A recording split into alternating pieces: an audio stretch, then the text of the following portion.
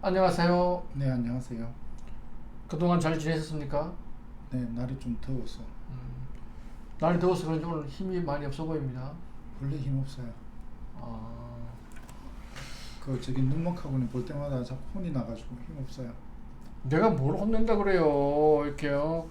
이 무역에 관해서 모르는 게 없는 우리 조관님을 모시고 이렇게 강의하는 것만으로 내가 진짜 영광인데, 가문의 영광인데. 평소 때 좀 그렇게 대해 주십시오. 사람들이 오해하잖아. 보시는 대로 판단하시고. 오늘은 지난 시간에 이어서 신용장 통일규칙에 나와 있는 네.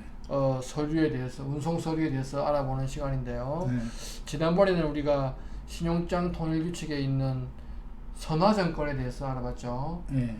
오늘은 복합운송 서류에 대해서 한번 알아보려 합니다. 근데 그 전에 네. 우리가 신용장 통일규칙을 네. UCP 그러잖아요. 네. 그래서 UCP가 도대체 어디서 나온 말인가? 네. 신용장 통일규칙이면 뭐 LC 뭐 이런 말이 있어야 될 것 같은데 예. UCP가 있더라고.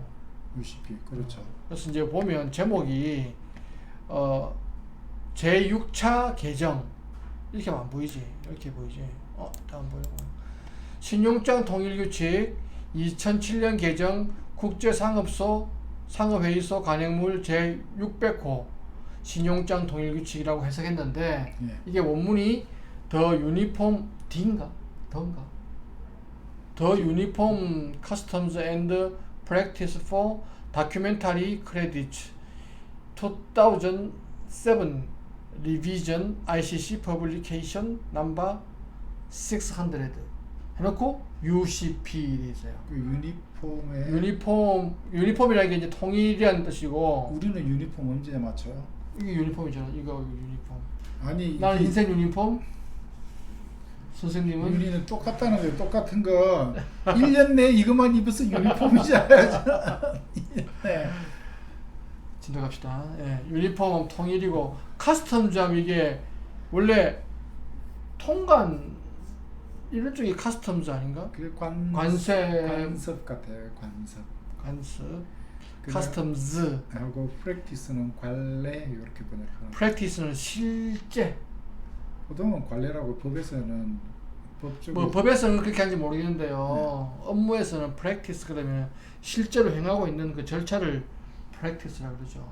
지금 이게 법조문이잖아요. 베스트 프랙티스 그러면은 우리가 하고 있는 일 중에서 가장 절차에 맞게 잘하고 있는 것을 베스트 프랙티스라고 합니다. 여기서는 어쨌든 관례를 얘기합니다. 은행에서 하고 있는 프랙티스 중에서 베스트를 하는 그런 뜻 아닐까? 자, 그래서 그 보면 이제 신용장 통일규칙 읽어보다 보면 그 신용장 조건에 일치해야 맞는 서류고, 그 다음에 신용장 통일규칙에 일치하다 맞는 서류고, 그 다음에 국제표준 은행 관행에 일치해야 맞는 서류고, 이렇게 그런 내용들이 나와 있거든요. 그래서 여기서 보면 국제은행 관행 뭐 이런 것들을 얘기를 하는 걸로 이렇게 보여요. 그럼 우리 조가는 그렇게 보인다 하고 네. 저는 눈목하고 저는 프랙티스는 실제 업무 절차라고 보고 뭐 이렇게 합시다. 뭐 뭐 시청자들은 제 말을 제 말대로 알아들으실 겁니다. 진짜 anyway 그다음에 다큐멘터리라고 되어 있어요. 다큐멘터리 서류라는 뜻인데 네. 다큐멘터리 크레딧이라는 게 화환 신용장. 화는 여기서 화는 화물의 뜻이고 화는 바꾼다는 뜻이고 그러니까 물건과 바꾸는 신용장의 뜻인가? 화환. 그러니까 다큐멘터리라고 하면 그거 자체를 화환으로 이렇게 번역을 해요. 다큐멘터리는 서류잖아 서류.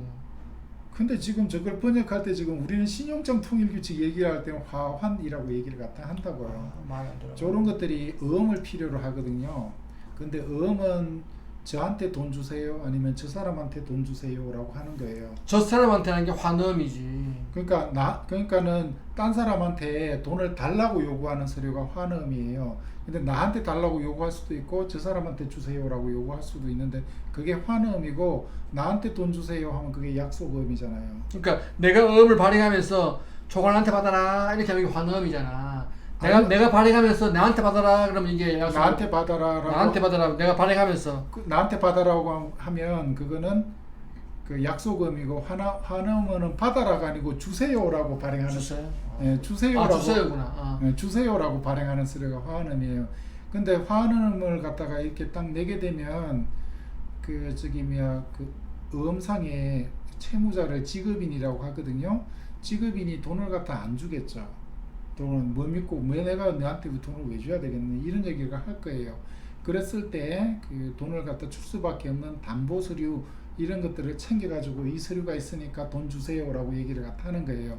그렇게 발행되는 음을 화환음이라고 얘기를 갖다 하는 거예요. 그렇구나. 그래서 여기서 화라는 게 예. 화물 화자니까. 예, 그래서 다큐멘터리 크레딧이라고 얘기하면 보통 신용장 거래할 때 음이 이렇게 많이 쓰이는데 음에 담보 서류로 다른 서류들이 이렇게 딸렸을 때 그게 다큐멘터리 크레딧이라고 하는 겁니다. 그럼 다큐멘터리 크레딧 말고 또 딴 것도 있나요? 클린 크레딧도 클린? 깨끗한? 예, 클린은 그래서 담보 서류가 없는 것들을 클린이라고 하는데 근데 무역거래에서 클린이라는 거는 경우에 따라서 서류가 하나도 없다 이게 클린일 것 같지만 상업 서류 이외에 다른 서류가 있었을 때는 또 클린이라고 치기도 합니다.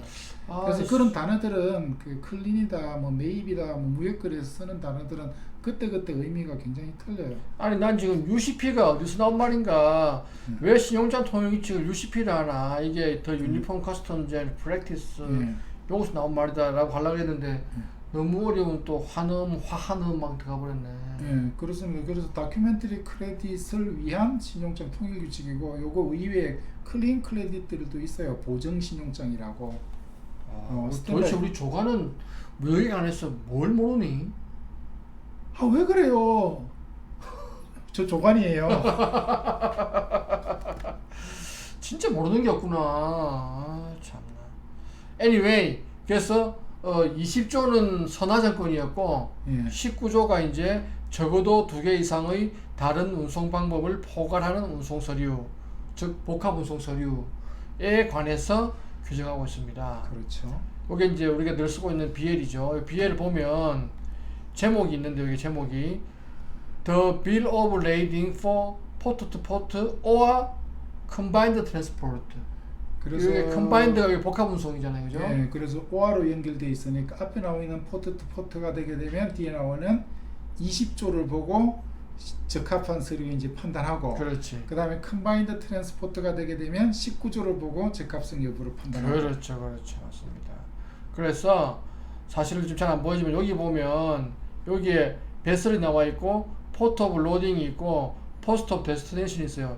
요 2개만 딱 적혀 있으면 포트 투 포트. 그렇지. 근데 요 앞에 place of list of goods가 있고 여기에 final destination이라고 있어요. 예, 그래놓고 밑에 if contracted for라고 돼 있네. 계약이 돼 있다면 그러니까 이게 원래 이제 기본적으로는 선화증권이 포트 투 포트인데 복합 운송 계약을 했다면 요게 채워 넣는다는 거죠. 그래서 요 4군데가 다 들어가 있으면 요거는 복합 운송 서류다. 이렇게 이제 BL을 보고 알 수가 있죠. 그래서 선사가 복합 운송 서류를 발행하는 경우도 있다. 그렇죠. 이번 시간에 그렇게 이제 알고 계시면 선사가 꼭 복합 운송 서류는 포더가 발행하는 게 아니라 선사도 발행할 수 있고 대부분은 이게 최초의 운송 구간이 해상 구간일 때 그렇다. 그 다음에 그 내용을 보면 적어도 2개 이상의 다른 운송 방법을 포괄하는 운송 서류, 그러니까 복합 운송 서류, 멀티모달과 컴바인드 트랜스포트 다큐멘트는 어떤 명칭을 사용하든 간에 다음과 같이 보여야 한다. 뭐냐면 이건 이제 내용은 그 선화증권하고 큰 차이가 선화증권하고 똑같습니다. 똑같진 않지. 아니 요 내용 좀에 다르지. 요 내용은 같다고 내용 이렇게 같다고. 그 운송인을 표시한다든지 그렇지. 서명 요건은 그렇지. 같다는 그렇지. 얘기예요. 그렇지. 다른 부분은 또 틀린 게 그렇지, 있어요. 그렇지. 하여간 이제 운송인의 명칭을 표시해야 되고 운송인을 위한 건지 운송인을 대리한 건지를 또 그 사람들이 서명해야 된다. 선장이 하는 경우 별로 없다 그랬죠. 그 다음에 운송인 또는 운송인 선장 또는 대리인의 서명은 또 대리인의 서명이라고 또 표시해야 된다. as agent for라고 그러니까 대리인이 서명했을 때는 누구를 대리해서 서명을 했는지를 표시를 해야 된다. 거기 나와 있는 거죠. 누구를 위해서 대리한 건지. 그러니까 이제 사인 그러니까 BL상의 서명을 어떻게 할 것인가를 이제 앞에 얘기했고 그 다음에 이제 뒤에 이게 뭐야 무슨 어미 방법이 뭐야? 다음의 방법으로 표시되어야 된다. 다가 빠졌구나 이거. 예, 발송 수탁 본선 적재를 표시하는 방법이 밑에 있는 나와 있는 방법들 중에 하나면 된다. 그렇죠. 그러니까 이제 이게 선화적 끊을 때는 발송 수탁이란 말이 없고 본선 적재만 있었는데 이제 이게 복합운송이니까 발송 수탁이라는 것도 이제 들어가 있죠. 그래서 선화증권 같은 경우에는 뭐만 선적으로 인정해준다? 본선 적재 사실이 표시되어야지만 그것만 선적으로 인정해 주는데 복합운송 서류는 본선 적재 이외에 발송이나 수탁도 선적으로 인정해 준다. 그러면 이제 운송 서류의 발행일은 발송일, 수탁일 또는 본선 적재일과 선적일로 본다. 그렇죠. 그러나 운송 서류가 스탬프 또는 부기에 의하여 발송일, 수탁일 또는 본선 적재일이 표시하는 경우는 그 일자를 선적일로 본다. 뭐냐면 BL에 이제 로디드 온보드 해놓고 데이트 며칠 이렇게 딱 표시됐으면 그날이 온보드 데이트인데 그런 말이 없이 그냥 발행일만 있으면 선화증 끊을 때는 그날이 본선 적재일 또는 선적일인데 복합운송 서류라면은 그날이 발송인 수탁일이 될 수 있다는 거잖아요. 여기 보면은 희미하게 보이는데 여기 보면은 이니셜 캐리지라고 있어요.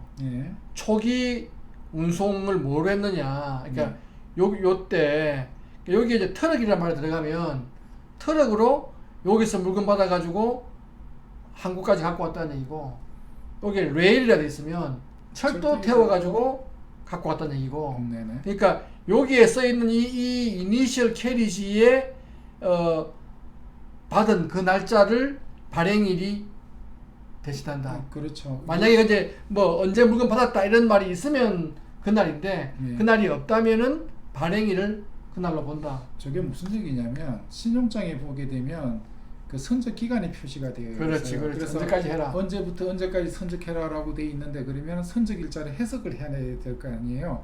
선적 일자로 뭐 보일 수 있는 게 서류에 발행일도 있고 뭐라고 여러 날짜가 찍혀 있으면 그 중에 어느 날짜를 선적일로 봐서 신용장에서 요구하고 있는 선적 기간 안에 선적되었는지 안 됐는지 판단을 해야 되는데 선적 일자를 해석하는 기준이 다른 날짜 안 보이고 발행 일자만 보이면 발행 일자를 선적 일자로 보는 거고 근데 발송 일자라든지 수탁 일자라든지 이런 것들이 찍혀 있으면 그 날짜를 선적 일자로 본다. 보통 BL에서는 어디에 표시하냐면 여기에 보면은 place and date of issue라고 되어 있어요. 발행 장소와 날짜를 여기 표시해 있어요. 그래서 여기에 보면은 뭐 2020년 6월 6일 서울, 뭐 2020년 6월 8일 부산 뭐 이렇게 이제 표시를 하죠. 저 서류는 발행할 때 동사를 issue를 쓰고 있네요. 그럼 뭘 써요 그러면? 아니 뭐 발행하다 할 때 이제 그 동사가 여러 개가 있잖아요. 나 하나밖에 모르는데요. 들어오라는 것도 있고 그 다음에 신용장 같은 경우에는 오픈이라는 것들도 쓰고 어떤 경우에는 퍼블리시라고 쓰기도 하고 근데 BL은 항상 이슈 여기 BL 이슈 뭐 이런 거 항상 BL은 이슈. 네, 알겠습니다. 그 다음에 비록 다음의 경우를 할지라도 신용장에 기재된 발송지, 수탁지, 선적지와 최종 목적지를 표시하여야 한다. 뭐냐면 우리 BL 할 때도 얘기했는데 신용장에 나와 있는 출발지와 도착지가 운송 서류에도 보여야 여기에 안 보이면 여기에 안 보이면 다른 데 어딘가에다가 그걸 표시하라는 거예요. 그렇죠. 오케이. 알겠습니다. 그래서 추가적으로 다른 발송지, 수탁지 또는 선적지 또는 최종 목적지를 기재하는 경우 정확히 어디에 실렸다는 걸 표시해 줘야 되고 또는 예정된 배 뭐 이런 말이 있으면 예정된 선적항 이런 말이 있으면 또 정확하게 실린 선박과 실린 항구를 표시해라. 말하자면 저기 복합운송은 해상운송보다 먼저 시작해서 해상운송 끝나고 또 나중에도 가는데 복합운송에서는 가장 먼저 시작점하고 끝부분만 서류에 나와 있고 신용장에는 중간에 항구가 표시되고 그렇지. 있을 때는 항구까지 표시를 해주라 이런 얘기잖아요. 그 다음에 이제 유일한 운송 서류 원본이거나 또는 원본이 한 통을 초과하여 발행되는 경우에는 운송 서류에 표시된 전통이어야 한다. 사실 어떤 LC 보면 원본 세 부 중에서 두 분은 은행에 제출하고 네. 한 분은 쿠리어로 나한테 바로 보내. 그렇죠. 이런 문구도 있는데 왜 이렇게 전통이라는 말이 안 되는 또 얘기를 했을까요? 아, 저기 복합 운송 서류도 저게 유통 가능한 형식으로 이렇게 발행이 되게 되면 한 통만 있으면 찾을 수가 있어요. 그렇죠. 소지인이. 그게 여기 유일한 일이라는 거죠. 그래서 한 통만 있으면 찾을 수가 있으니까 원칙적으로는 그 복수로 발행되게 되면 은행에다가 전통을 풀셋을 다 제시해라 이런 얘기예요. 그런데 근데 LC에 이제 두 분만 제출하라 이 말이죠. 어디까지나 신용장 통일 규칙은 임의 규정이에요.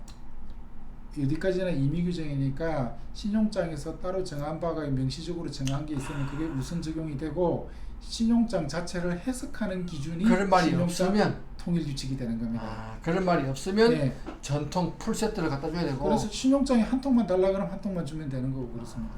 그렇군요. 임의 규정이 그런 거군요. 그렇습니다. 그 다음에 운송 조건을 포함하거나 또는 운송 조건을 포함하는 다른 출처를 언급해야 된다. 이게 뭐냐면 뭐 약관 이런 거겠죠. 그런 것들이 이제 뭐 표시가 안 됐으면 뭐 네. 어디 가면 있다. 그 약식이라고 하죠. 뭐 서울 사무소 3층 가면 있다. 뭐 이렇게 표시해라 이 얘기죠. 요즘에는 홈페이지를 주로 계셔요. 홈페이지에 대가 농담이야 농담. 얼굴이 진실해 보여. 그렇게 진실해 보인 적이 없었어요. 그 다음에 용선 계약에 따른다는 어떤 표시도 포함하지 않아야 한다. 이 말이 도대체 모르겠네. 이게 무슨 말이야 도대체 이게? 저게 운송수리 용선 계약에 따른다라는 게 표시되는 경우가 있을 수가 있는데 내용이 좀 긴데 해도 돼요? 짧게 하면 되지. 짧게. 저기 용선 계약은 계약 자유의 원칙이 적용이 됩니다. 용선 계약. 네, 그래서 뭐 저기 뭐 여러분들이 그 저기 뭐 수학여행 갈 때 버스 빌리고 할 때 제일 대절할 때 제일 싸게 해준다는데 이제 해주자니 조건 좋은데 그래서 계약을 자유롭게 체결할 수가 있어요. 용선 계약 같은 경우에는. 그래서 용선 계약에 따른다라고 되어 있으면 용선 계약이라는 거는 용선 계약이 체결되고 나서 그 용선 계약을 체결하는 그 화주가 공간이 남으면 딴 사람 물건을 실을 경우가 있어요. 그랬을 때 운송인이 다른 사람 제3자한테 발행해 주는 게 용선 계약부 선화증권인데 거기에 보면 선화증권이지만 용선 계약에 따른다라는 그런 표시가 들어가는 경우들이 있어요.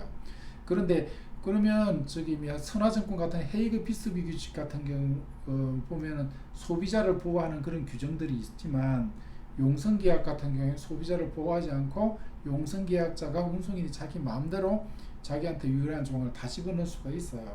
그래서 용선 계약에 따른다라고 되어 있는 선화증권은 헤이그 피스비 규칙에 받는 그런 소비자 화주를 보호하는 그런 규정들이 적용이 안 된다는 겁니다. 아니 그 헤이그 비스비 규칙도 네. 하주보다는 선사를 위한다고 난린데 네. 용선 계약은 그보다 더 심하다는 거지. 더 심할 수도 있죠. 대신에 이제 더 심하게 하는 동안에는 가격을 확 낮춰서 하겠죠. 예, 그런 것들이 하여간 뭐 있어서, 그렇답니다. 예, 법리적으로는 자릅시다. 너무 예. 깁니다. 자릅시다.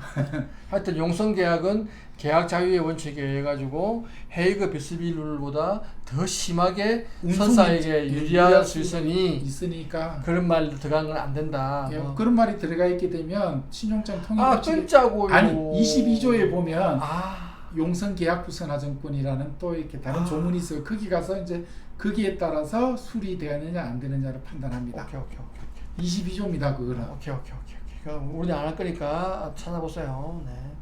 그 다음에 이제 이 조항의 목적상 환적은 신용장에 기재된 발송지, 수탁지 또는 선적지로부터 최종 목적지까지의 운송 도중에 하나의 운송수단, 여기는 하나의 운송수단이죠. 네. 그 선화증권에서는 하나의 선박이었는데 그렇죠. 양화되어 다른 운송수단, 그게 또 선박이었죠.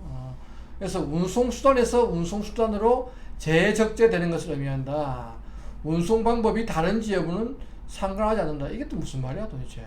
저거는 운송 방법이 운송 방식 아닐까요? 모드. 그러니까 모드니까 운송 방식이 될 텐데 운송 방식이 그러니까는 이렇게 뭐 해상에서 육상으로 갈아타야 그런 요건을 갖다 안 따지니까 뭐 배에서 배로 차에서 차로 이렇게 실어 옮기더라도 그건 다 환적이 된다 이런 얘기입니다. 그러니까 기본적으로 복합 운송이라는 거는 환적이 발생할 수밖에 없는 거잖아요. 그렇죠, 없죠. 예, 태생적으로 그렇습니다. 그래서 운송 서류는 전 운송이 하나의 동일한 운송 서류에 의하여 포괄된다면 물품이 환적될 것이라든가 환적될 수 있다는 것을 표시할 수 있다. 당연한 얘기죠. 이건 지난번에 사라졌고 나왔던 내용이고 예. 환적이 될 것이라거나 될 수 있다고 표시하는 운송 서류는 비록 신용장이 환적을 금지하더라도 수리될 수 있다. 저것도 당연한 얘기죠. 당연한 얘기죠. 근데 이게 이제 아까 그 얘기했던 선화증권하고 좀 차이가 있죠. 선화증- 선화증권에서는 어떤 조건 하에서만 환적이 금지돼도 수리할 수 있었는데 어떤 조건이었죠?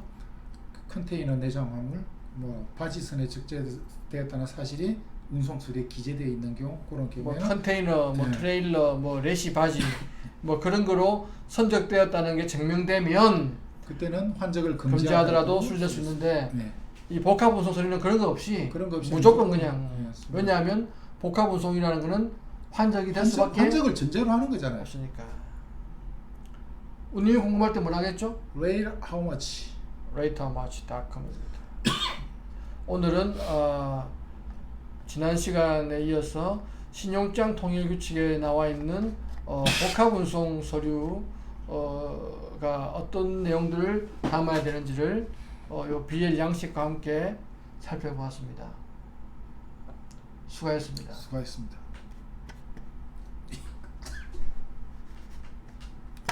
내가 못 끄겠어.